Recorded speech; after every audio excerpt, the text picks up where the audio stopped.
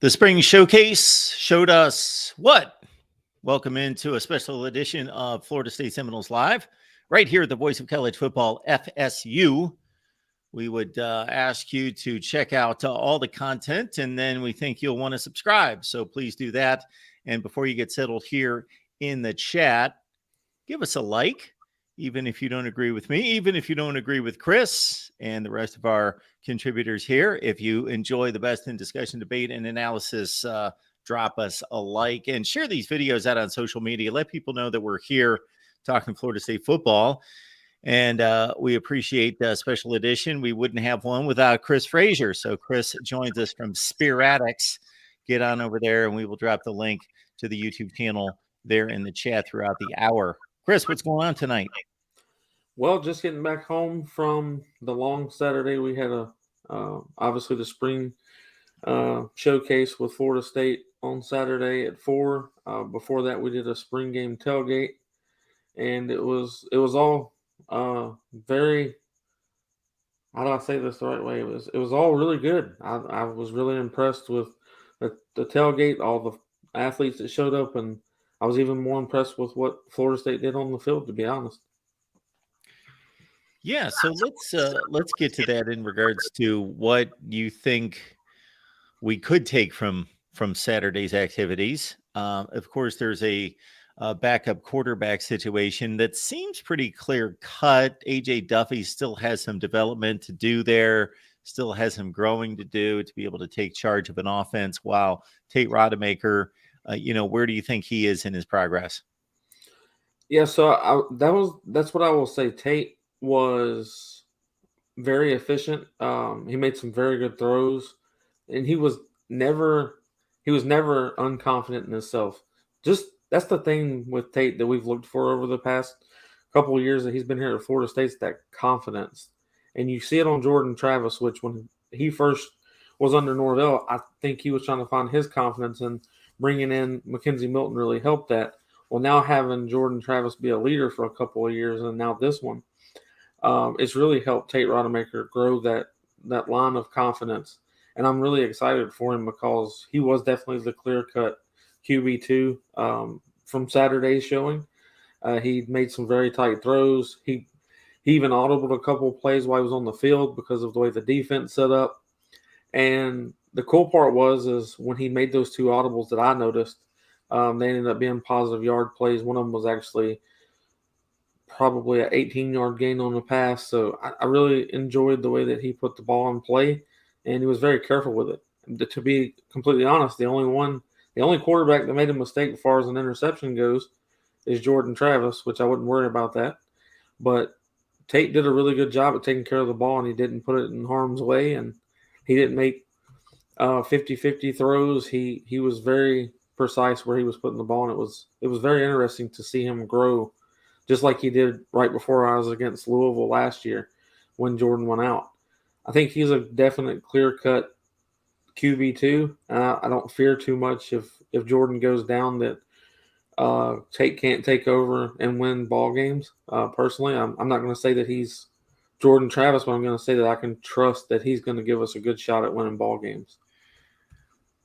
So the other thing in this, Chris, when I think about what I'm interested to see the development on this team is, as you know, we saw wide receiver play last year that was better than anything we've seen since 2015, 2016, something in that range. Wide receiver play. When I think Florida State football, I think speed, and I think wide receivers. And you mentioned Peter Warrick before we started to record in regards to you saw Peter Warrick at your tailgate on Saturday, and we think about all these crazy good NFL type receivers at Florida State, and it just hasn't been that. And we saw such an elevation last year. However, Winston Wright caught 63 balls at West Virginia. Much was expected of him, and we certainly hope he can come back and be what he was before and even better. Micah Pittman's going to be out till at least mid-season. So now there's starting to be a little bit of uncertainty behind Johnny Wilson. So what do you think about the wide receiver spot?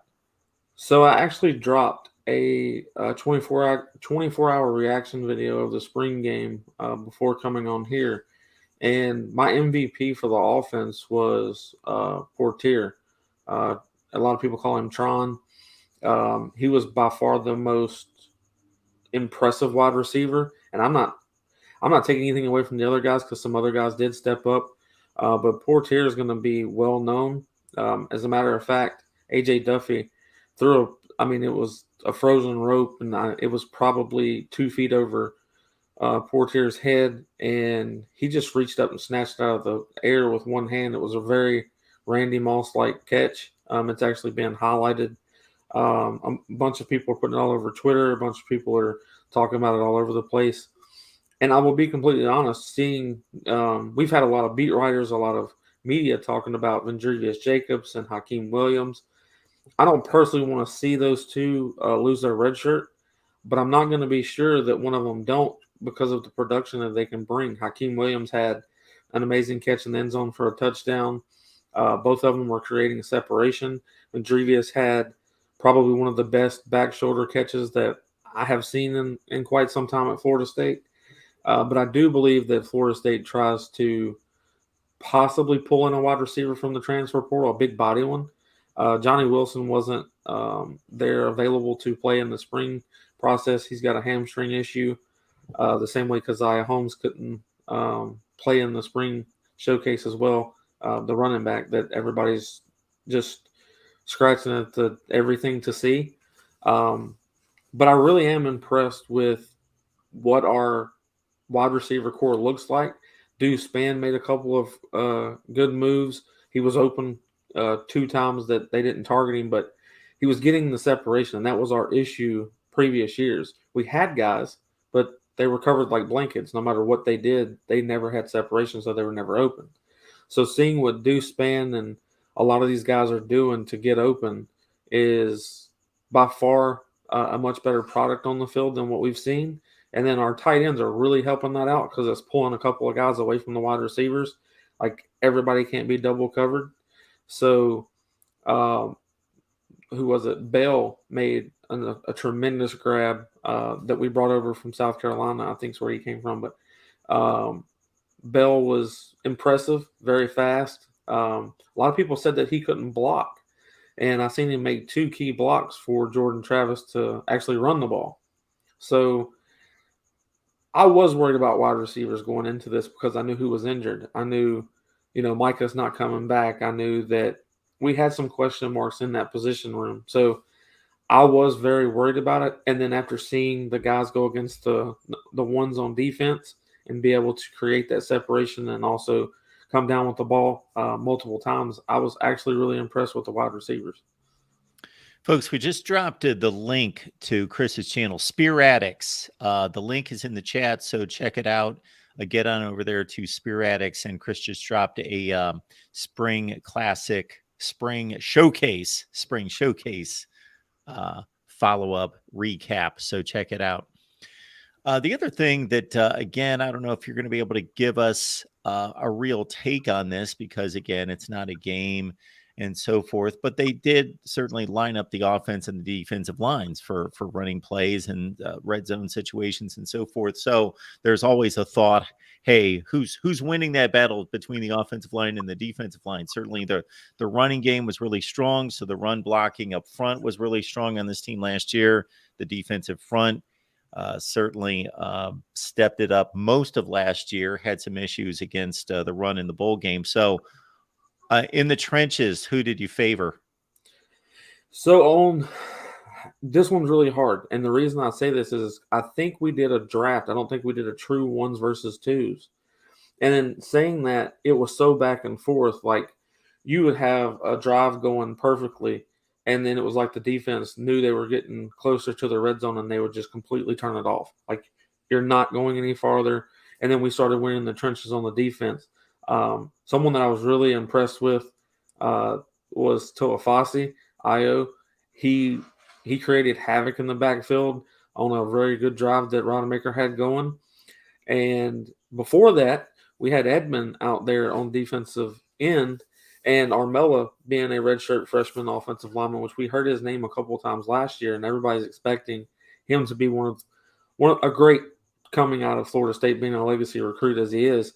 And he was holding Edmond back like he'd been doing this for 4 years in college. And then as soon as we got into the red zone, Edmond starts getting in the backfield. And then we had Boots come in, which is Lamont Jr., which is also a legacy recruit. He's a true freshman, and he had 2 back-to-back sacks in a row. And it was just back and forth. Like 1 minute, the defense can't get back there. The quarterback's got all the time in the world. And then the next thing you know, they change up a pressure. Like they're going to bring 4, they're going to bring 5. And then now the quarterback's running for his life. I was very impressed with Casey Roddick, the way he was able to pull out of his position on a jet sweep. He came out really fast. And then the offensive line's also got Robert Scott, which could potentially be the best offensive lineman on the team. He's been out for spring because of a surgery. So we were missing a couple of guys, but we didn't see that fall off even when you had a true set of 2s in there or a true set of 3s. Our quarterbacks were still getting enough time. Our running backs were still getting the blocking up front that they needed. But it was just like the offense was dialing up what the defense was giving them, and then the defense would disguise it into thinking that they're only going to give you a 4-man pressure, and then they end up bringing 6. Everybody was doing a really good job. So I think Fuller and Atkins were really trying to outdo each other on play calls. And that's why I was telling people that this spring, I don't know what it looked like on ACC Network because I didn't get to rewatch it, but I'd watched a friend of mine, Polk, that does a show. He was doing it live during the game, and he was complaining nonstop. BK, have it your way. Like they just commercial after commercial after commercial, so they wasn't seeing a lot. And so I'm glad that I got to go, and I'm glad I got to see it. But my MVP on offense was Tron, which was Portier, the wide receiver. And then on defense, I was tied with 2 linebackers, which everybody knows at Florida State, especially on my show, I've been saying we need more linebackers. We need better linebacker play. We need more depth. So we had Omar Graham Jr., which is a redshirt freshman. I haven't seen a linebacker in cover this well in probably 8 to 10 years at Florida State. It brings me back to Telvin Smith that played for the Jaguars afterwards. And then we had Kalen DeLoach, who had 2 interceptions against Jordan Travis. Well, one was Jordan Travis, one was Brock. So those 2 played extremely well in coverage. They also were able to close the A gap and also on the C gap on another play. So I was really impressed with those 2. So those 2 got my MVP tie for the defense. And I'm not used to saying that with our linebacker core because we've been so worried about it. Tatum Bethune wasn't able to come out there this spring either. He's got an injury that's lingering on. But all of the guys that I'm talking about, other than the wide receiver that you mentioned earlier, Michael Pittman, everyone else is supposed to be a full go for summer. I was really looking to see what Winston Wright as wide receiver was going to be able to do in this. I could tell they were holding him back. I could tell that he could do more than they were allowing him to do. They didn't give him a whole lot of snaps, but when he was in the game, he was very impressive as far as his speed. I think he needs a little bit more time to trust that leg. I think he still favors it by what I could see, but I think he'll end up being a valued piece, especially in the punt returns. And then Douglas, he ended up showing out pretty good. I think it was kind of hard because they were throwing stuff all around, and we did this. We had like 2 or 3 actual quarters of 11-on-11 football, and then we started off with the red zone drills, 11-on-11. And that's when most people impressed me was the 11-on-11 red zone drills, goal line stances, stuff to that nature. So it was just such a back and forth that for 3 series, you'd pick the defense did it. Then 2-3 series, you'd pick the offense. So that's why I was impressed as much as I was, is because it was never our offense is head and shoulders better than our defense, or our defense is head and shoulders better than our offense. But all of them made plays. There was all plays being made. So very impressive. Folks, here's the deal. If you love Florida State football, you're in a good place. If you love college football, you're in a good place. So let me size it up like this. If you love college football, we've got team channels all over the place. This is one of our very best with Florida State. Actually, as we speak right now, we've got a really good USC show going on right now with the USC Spring recap of their spring game. Our guys were out there at the USC spring game. They took pictures, they took video. They're showing it right now. So we talk USC football. I do a USC show with Matt Zemek from Trojans Wire every Monday night. So that's just one example of a zillion out there. If you just love Florida State football, you got Chris here with Spear Addicts. I dropped the link in the chat. You have to get there on a regular basis to support Chris and some tremendous insight into Florida State football. And the more I talk to Chris, the more I understand that, man, he loves it. He knows it. He's got tremendous contacts and connections with insiders with Florida State football, with players, coaches, the whole deal. We've got James Coleman here on a regular basis.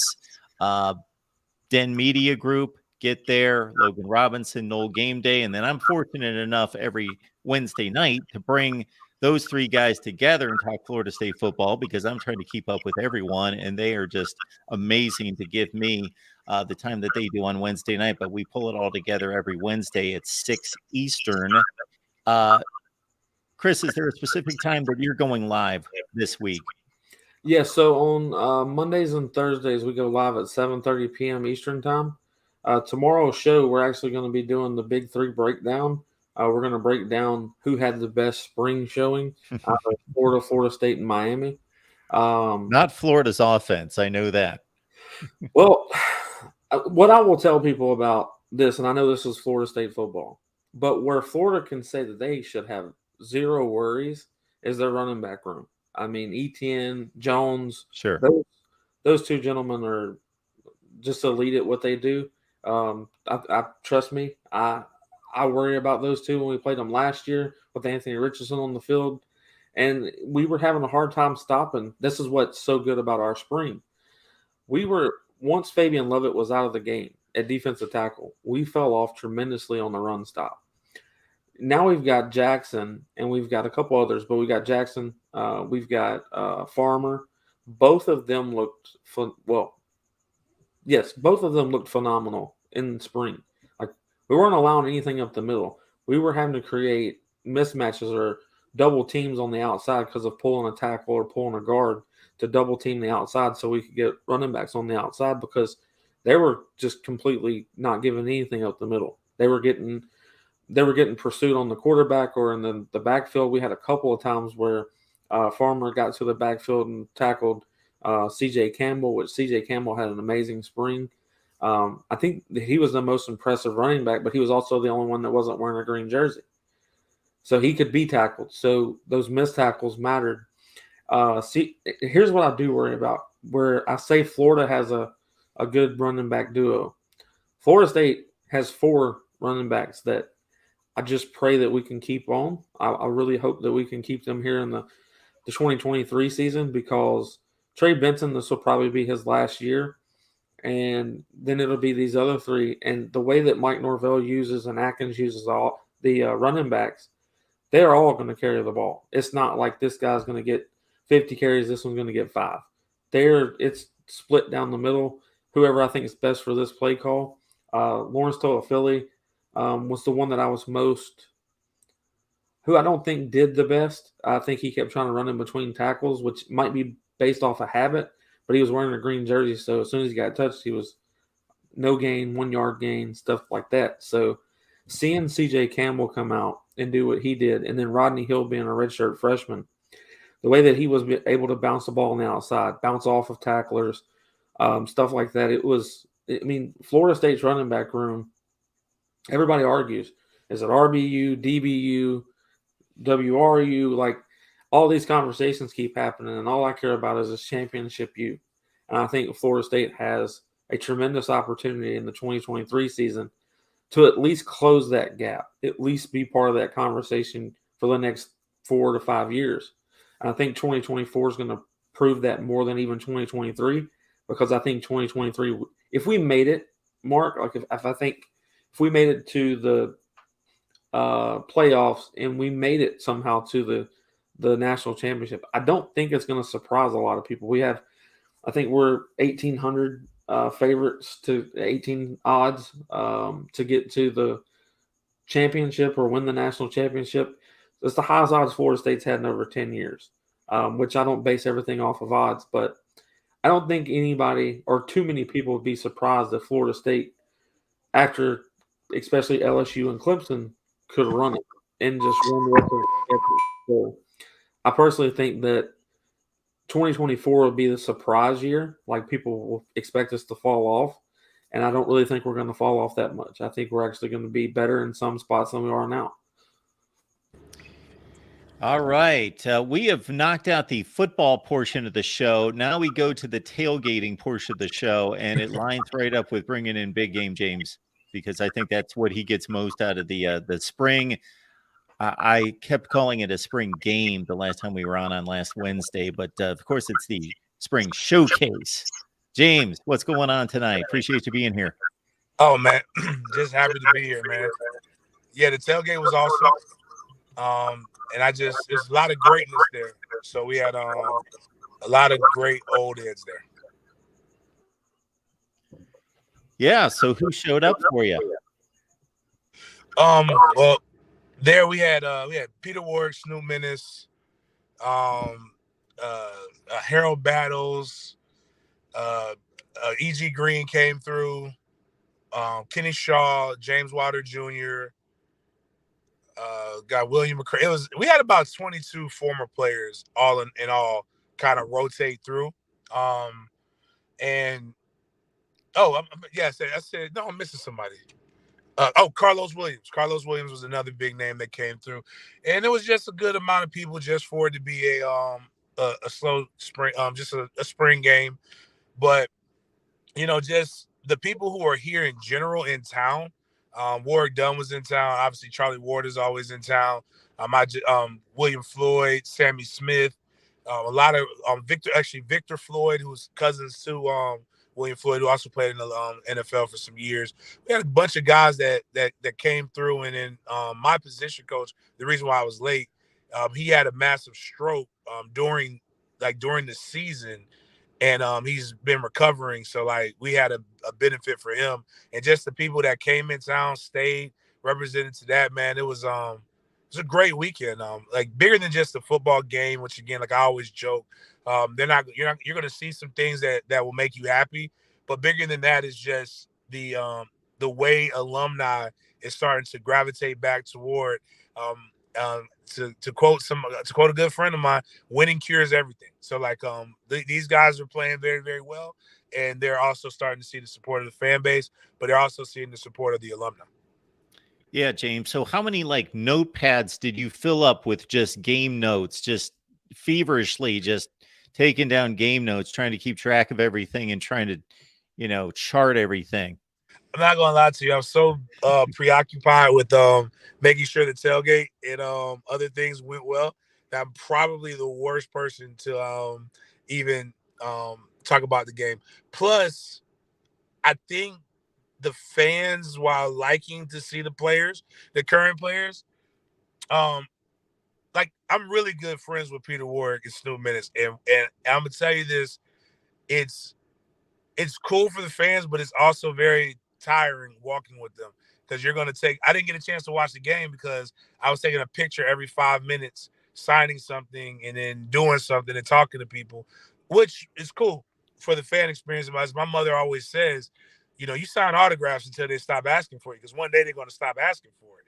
But I think, but I saw some things. I saw big catches from Portier. I saw, first play that I walked on the field was when Kalen DeLoach got the pick six off of Jordan Travis. But I think, but talking to Coach Norvell I saw him a couple hours ago, and just talking to some of these guys about what the mentality was. It was about pushing the envelope, pressing it, and making it about as exciting as you could possibly make it, due to the restrictions that the NCAA has on you. So I think it's all in fun to pick on UF and to pick on Miami, but I think it's critical and also a very good observation just to listen to the coach speak after the game. Mike Norvell sounded very happy about what he's seen this spring. There were no mentions of, we're going to have to go to the portal to get a quarterback. We're going to have to get this. The mentions were, hey, we may lose some good guys in the portal due to competition. And I think that's just a difference of where guys feel like they are in the process. And from what I could tell from Twitter, James, you were good to mom and you were good to grandma, and that's important. Yeah, even seeing my coach, I don't remember him like this. It was hard. Seeing my grandma today, I don't remember my grandmama like that. It's hard, but it did make me think, and I spent some great quality time with my mother today, that I don't normally get a chance to do. And it made me realize, you know what, in the grand scheme of things, I'm very busy, love the success, but you don't really know how long you're gonna have the people who made you who you are. So you got to go out here and it's a different type of encouragement.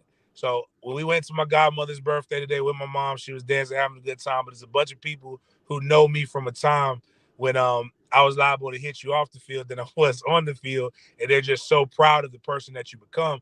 I think everybody got to go get some of them moments where you get around people that know that know about you and know where you've grown, and you can come back and you kind of get honored. And I think that's kind of cool. What the spring game should be about. It's like a good, like what we call our tailgate. The spring game tailgate is the family reunion tailgate. So that's what you got to do. Is got to treat everything.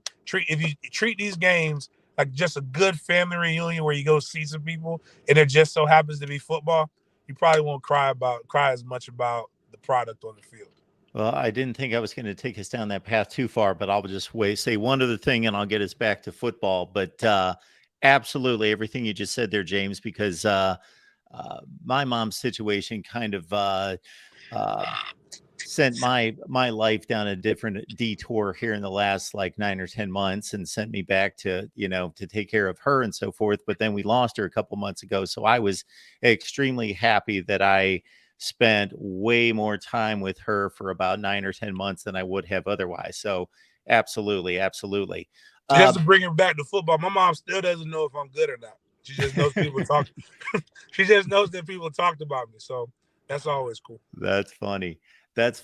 Well, what was really funny is my mom would never watch a football game or care anything about football, and she watched a lot of football with me last season. It's just funny that she started watching games. I opened my laptop and I started showing her plays and explaining things to her. It was like never before in the rest of my life. Just kind of crazy. But the thing you bring up about all the tailgating and then talking about family brought this thought up. Even for those that aren't locked in, like scouting the spring showcase, like a Chris or like I would, I'm guessing for both of you, I'll throw this out there. There's got to be such a better feel around the stadium than there would have been, let's say, for the 2019 spring game. Every year the spring games, it's cool, it's nice. It's like, we hope we got a good team this year, but there's got to be such a better feeling this year than there has been for 6 or 7 years. Mark, we brought back 90 players off of a roster of 125.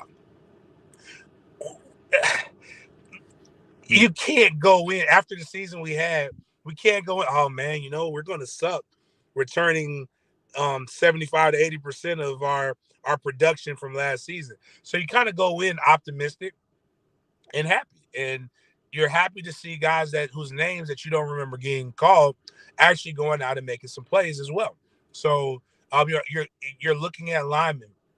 Like I saw, it was a big run, but Coach Alex Atkins quote tweeted it saying, "Look at the ET pickup from Armella and the guard. Like just seeing these young guys pick up stunts, it's like I've seen people write about these things far too loosely without understanding that it's a reason why they run stunts. It's very difficult when somebody was in one place and you took a step to go block them, and now all of a sudden they're in another place. But to see things like that getting picked up, the fine details, to see Ayo, I'm never going to learn his name. I love him though. I got a chance to talk to him, but I'm just going to call him Ayo the rest of my life. But he come in and make a name for himself in practice, and you see him make some big plays. And, when you're seeing guys whose names you didn't hear about last year, but you're also seeing the guys you heard about last year making plays and doing things, and it's hard to not have an optimistic feeling. And in the game of football in general, on all levels, you're only as good as what your quarterback play is.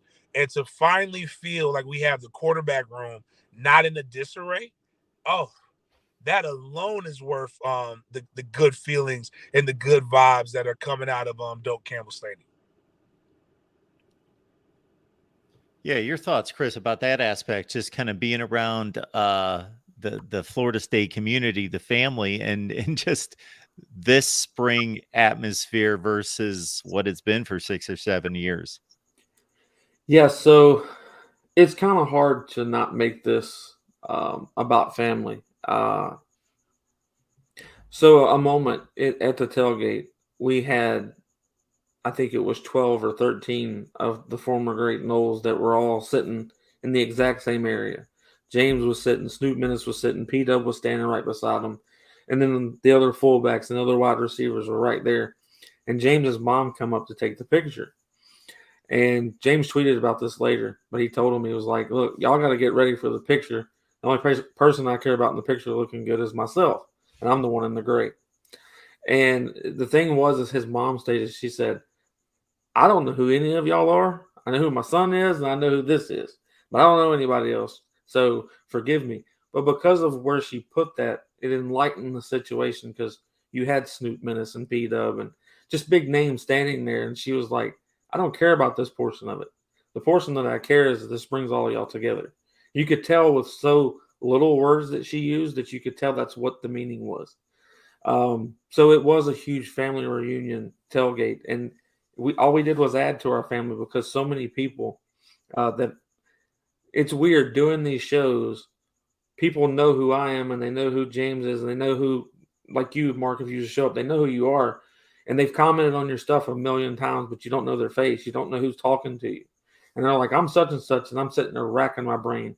Who is this person? Who is this person? But just to bring all of us together and for us to all be as excited for this season as we are, and as excited for this football program as we haven't been able to say since 2015-16. Like, it's just good feelings all the way around, and the amount of people that showed up, and the whole way that the whole show was put on. I know it sounds weird to say it's a show, but Battles in our NIL, they put on a signing event where there was just tables lined up of athletes. It was like 3 tables, and you kind of do this zigzag thing around to get everyone's autograph.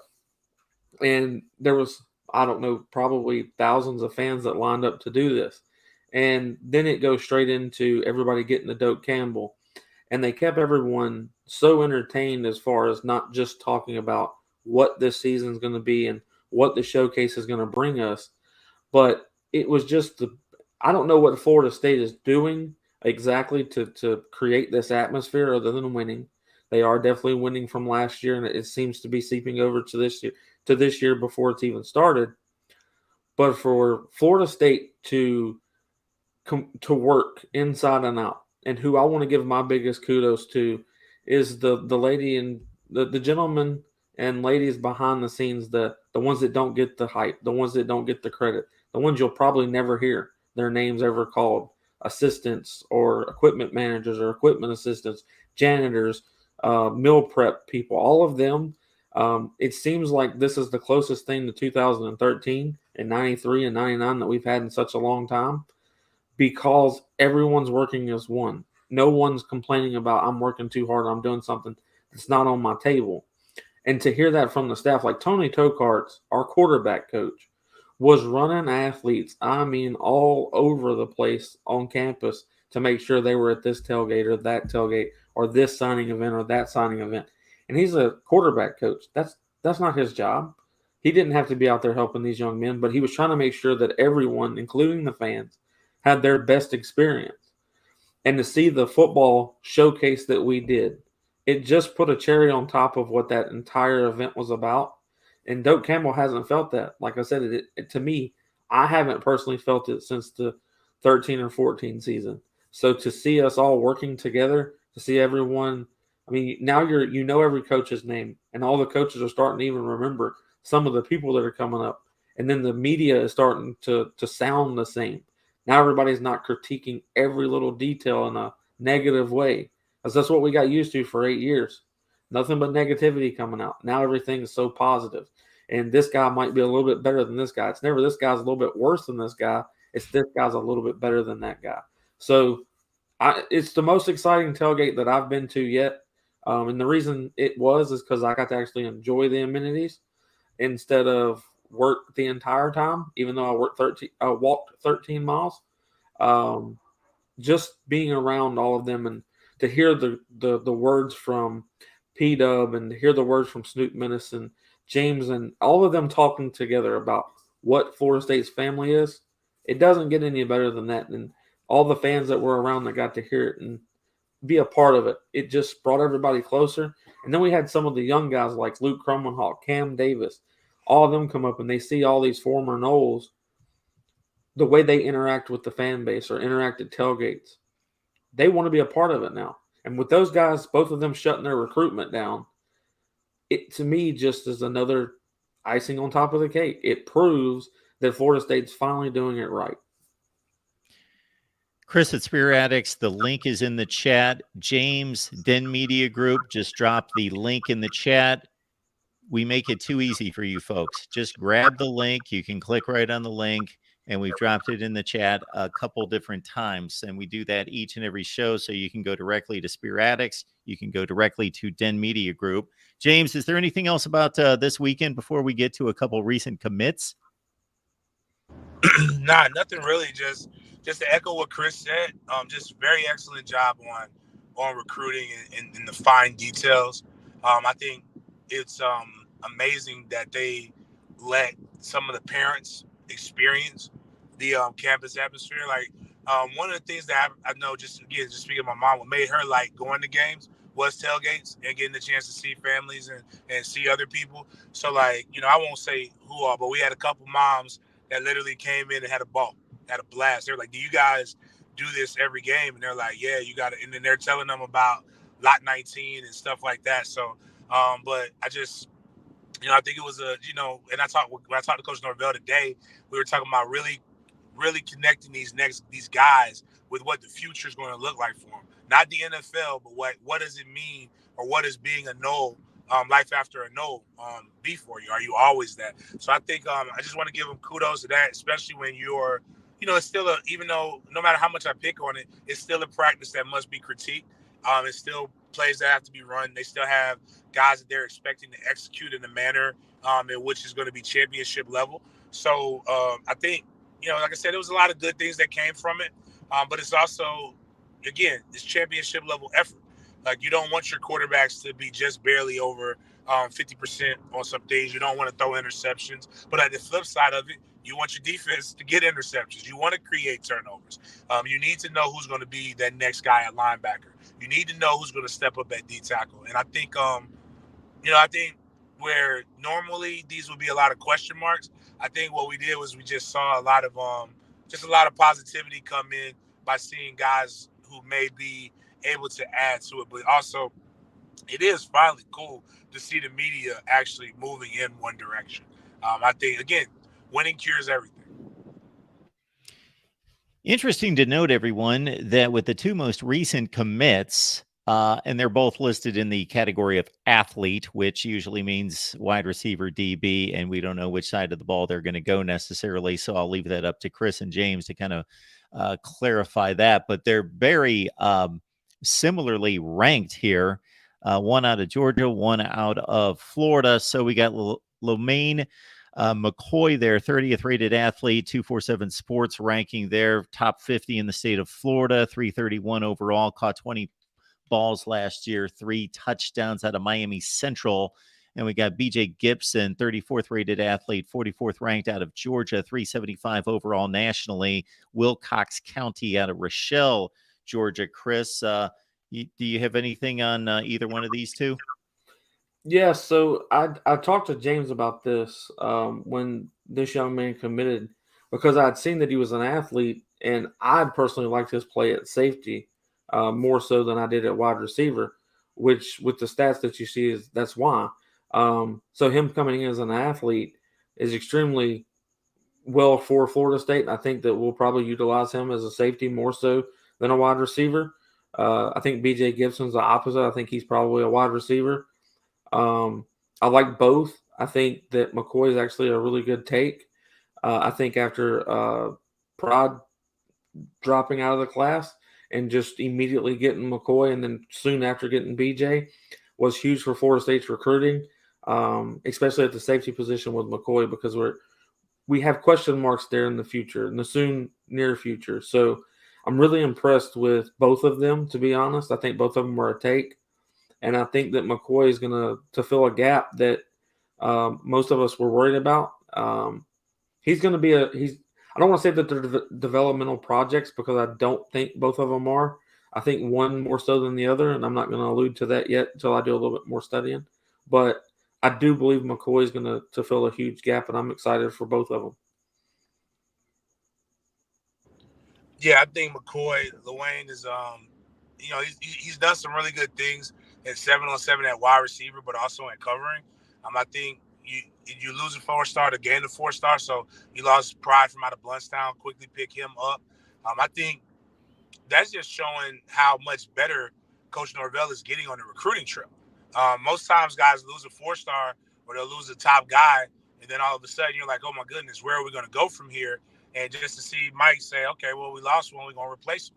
And I think that just shows something. And then when you add GIBSON in, I think he's a guy who Dugan's likes, and it's kind of cool to see. And there's no disrespect, because we have a 3-star in Jacobs. Well, no, excuse me. Jacobs was a 3-star who became a 4-star once everybody else got to see on him.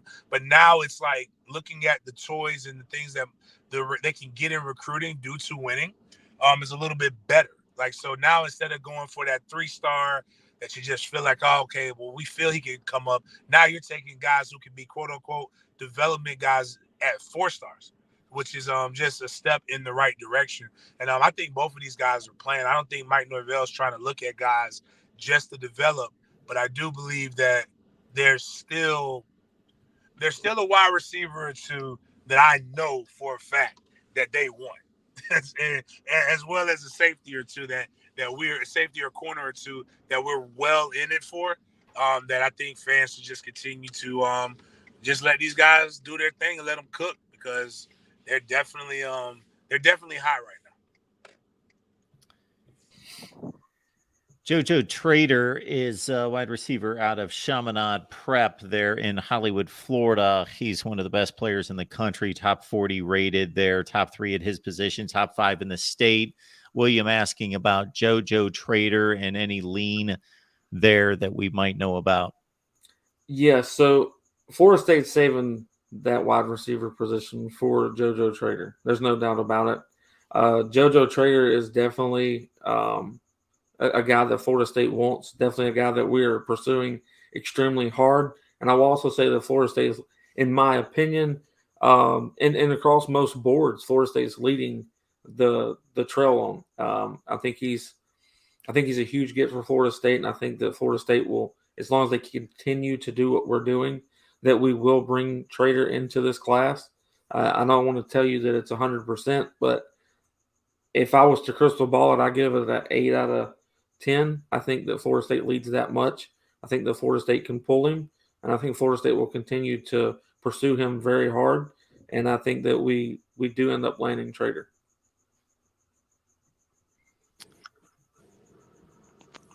All right, folks, appreciate you being here at the Voice of College Football, talking Florida State football with all of you.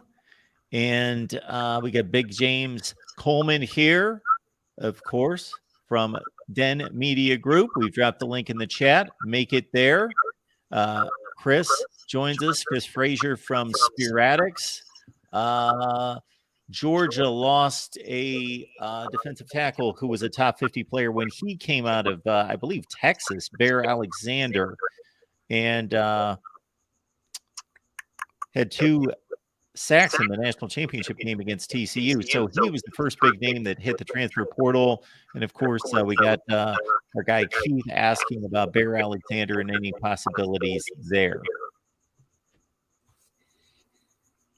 I don't really know. I know a lot of the guys that get in the transfer portal are guys that they've had kind of pre-established relationships with. So I can't really. I'm sure people know they know Odell knows who Bear Alexander is, but I think the only way you'll see us go get a guy from D tackle is if we lose a guy or two that we weren't expecting. I think they're extremely happy with where they're at now. I think if anything, we would go back into the defensive end position. But the linebacker from Cincinnati, I don't really know. I don't really know what we're doing with our linebacker recruiting. I think it's getting better. I think we could still demand more, but I think if you can get a guy like him, then great. Because Tatum Bethune is just a very hard working linebacker. And I think the way he plays the game with his body type leads him to get banged up a little bit, which if you notice, like toward the end of the season, he wasn't as great in coverage, not because he's not good, it's just because he physically just can't move because of the physicality in which he plays with it. So if you can get deeper at the linebacker position, then I think God bless. But I think right now we're still in a situation where we got to drop 4 scholarships. So we don't know where, because we're over.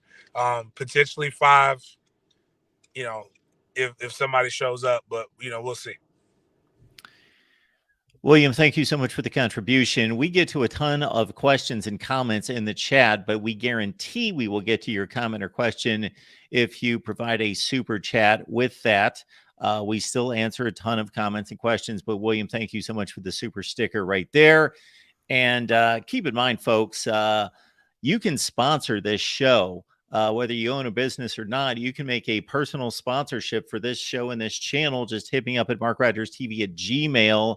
And we will let you know how we can benefit you with a sponsorship of Florida State Seminoles Live, typically coming your way every Wednesday at 6 Eastern. I appreciate James.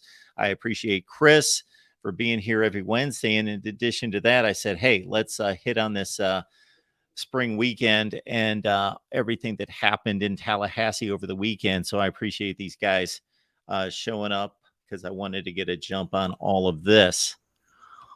Another thing, Mark, that I want Noles fans, that if you're listening or you end up rewatching this, we tell you all the time to follow the visits, to pay attention to where the last 5 visits are. In this case, we've got Landon Thomas, which is currently verbally committed to Georgia, tight end, 5-star. He's verbally committed to Georgia, but at one point he was committed to Florida State verbally early on in his process. He has probably been to Tallahassee more than James and I combined, especially this year. And this young man keeps coming back. I would say keep a huge eye on him over the next couple of weeks, maybe sooner, but the next couple of weeks, because I think Florida State's got a huge chance in flipping him back to Tallahassee. I think it's just he's visiting here way too much for it to be meaningless. He's not just coming to come. It's 10 times over the last couple of months. So pay attention to him. I think he's going to be a big get. I think it's a huge flip if Florida State is successful in getting him back. He's obviously a great player, but it doesn't make any sense for him to continue to visit over and over, week in and week out, if Florida State's not on his mind.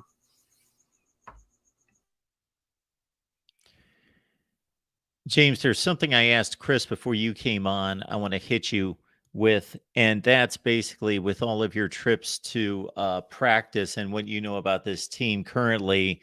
And, this is certainly in your wheelhouse in regards to your evaluation of a player stepping on campus for the first time. So looking at the true freshmen, are these guys generally looking like they belong already? Or do they look like projects generally? I know that you were looking at a lot of projects for 4 or 5 years. Are you seeing more, ready to go in the ACC this fall type of player? Yeah. Much difference in the way that these guys look than what they've looked like in the past.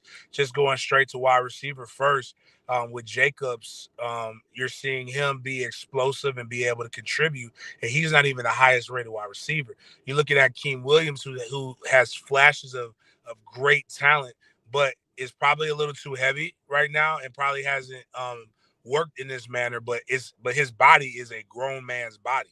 So, I know if he gets to that 205, 208 range, he should probably be able to give you some. Those are 2 guys out the gate that can give you some really good numbers and contribute.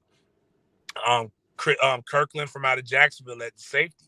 He's a guy who I looked at and I was just like, damn, who is this? Is this one of the transfers? And then I realized, like, oh my God, that's a true freshman, and a 3-star at that. There, Brock Glenn looks pretty good at the quarterback position. I would argue, if you had to press me, hey James, who would you take right now, Brock Glenn or AJ Duffy? I'd say I like Brock Glenn right now over AJ Duffy. Doesn't mean that things can't change, but I'm just saying the true freshman's coming in and could potentially be number 3 on your depth chart. I think that's quite impressive.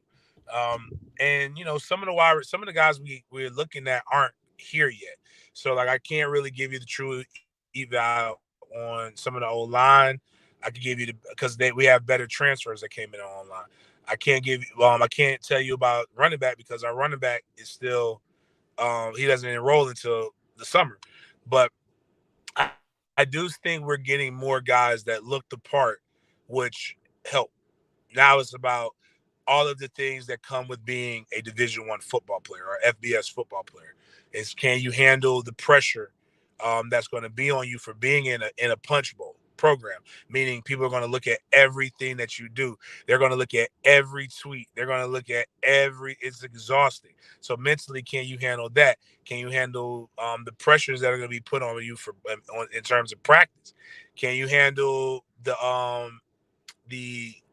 things that come with being a big time athlete, like the temptations, the trouble, the girls, the free booze, all these different things.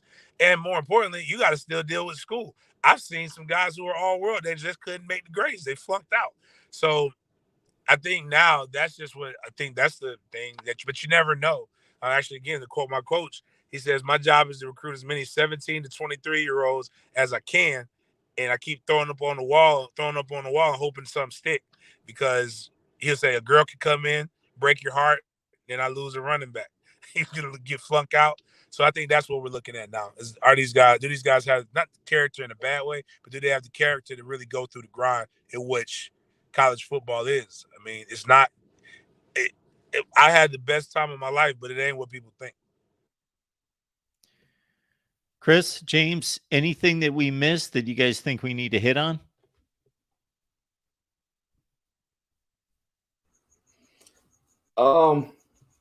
I will say this because it literally just hit me when you asked the question. The Tyler kid that we got at kicker was pretty impressive. We was worried a little bit about Fitz last year. He changed his mechanics to a 3-step to a 2-step when he's used to a 3-step. He missed some valuable field goals, valuable extra points last year. And then he switched it back to his 3-step and kind of got back in the rhythm. And we didn't have those problems anymore. But this Tyler kid that we just brought on was very impressive yesterday in spring. He's also been impressive throughout spring practice. But I know it's just kicking. And I know some people could care less about the kicking game. But you beat LSU last year by 1 point. You beat a couple people by a field goal or 4 points. So those do matter. And you didn't go for one against NC State because you didn't have confidence in your kicker. Absolutely. And this to me really matters because and I could tell that Fitz is getting better. I'm not going to sit here and knock Fitz because I think he's a good kicker. He just got in his own head and he tried to change his mechanics to be a little bit quicker because he was worried about getting kicks blocked. And it just so happens that his 3-step's even quicker than his 2-step.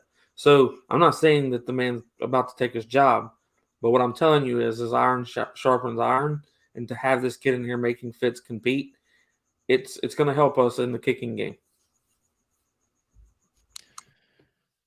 Good stuff. Anything else, James? Nah, not that I got. James Coleman giving us time tonight on a Sunday. Appreciate that so much. Catch James at Den Media Group. The link is in the chat. James, appreciate you being here. You know that. I appreciate you, Mark. Y'all have a good evening.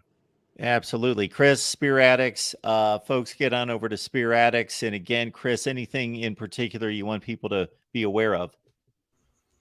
Yeah, so a couple of the gentlemen that we just landed that Mark was talking about earlier in the video. So if you weren't watching them, I advise you to go back and listen to those 2 names. I'm going to try to get both, if not both, of those on the show here this week coming up, just to see what was the final measure, what made them want to go ahead and verbally commit to Florida State. So that's what I'm trying to pull off for Thursday. I also have Leroy Smith, former, if I'm not mistaken, former DB at Florida State, was very good. He's going to be on the show soon talking NIL, also talking about his youth football team. And we've also got James Wilder Jr. here in the near future is going to come on the show as well and kind of talk about what I want to know what the athletes that not too far removed would have done if they were in the NIL era. To kind of see what they could change, because we saw what Dylan Gibbons was able to do with Big Man, Big Heart as soon as NIL started. And I think that a lot of these young men have the opportunities to make huge changes on the platform that they have. And I think it's going to continue to grow from here. And probably some of the biggest charity events in the near future will be coming from college football. So I want to see what everybody thinks and how they could help some of the guys that are currently playing, help them do what they're already doing now. Folks, we just delivered 55 minutes of great Florida State content. Many of you missed a lot of it. So it's recorded, so you're in good shape. Just keep it right here and watch what you missed. Head on over to Spear Addicts as well. Chris, appreciate you doing this, man. Yes, sir. You have a good one, and go Noles. Wednesday at 6 Eastern, everyone. We'll see you for Florida State Live Wednesday at 6 Eastern.